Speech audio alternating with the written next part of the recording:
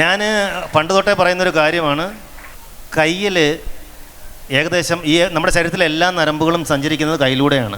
അതെ, nerve endings. അതെ, നമ്മൾ ഈ രണ്ട് കൈ കൂടെ കൂട്ടിയടിക്കുമ്പോൾ ഒരു പ്രത്യേക ഒരു നരമ്പുകളെല്ലാം വളരെ ആക്റ്റീവ് ആവുകയും മുഖത്ത് അതിൻ്റെ രക്തയോട്ടം വർദ്ധിക്കുകയും മുഖത്ത് വലിയ ഗ്ലോ ഉണ്ടാവുകയും എന്നും രാവിലെ എന്തോ കയ്യടിയാണെന്നറിയ കൂട്ടിയിരുന്നുണ്ട്, ഭയങ്കര കയ്യടിയാണ്.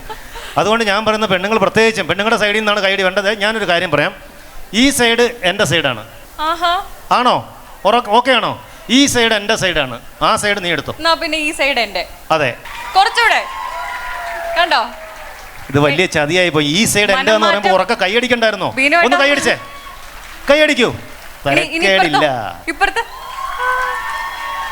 എന്തെങ്കിലും മനമാറ്റം ഉണ്ടെങ്കിൽ ഇപ്പൊ പറഞ്ഞോളാം. ഇത് കൂവുന്ന ടീമാണല്ലോ. അത് കൂക്കലല്ല, അത് അപ്ലോസിന്റെ ഒരു വേറൊരു രീതിയാണ്.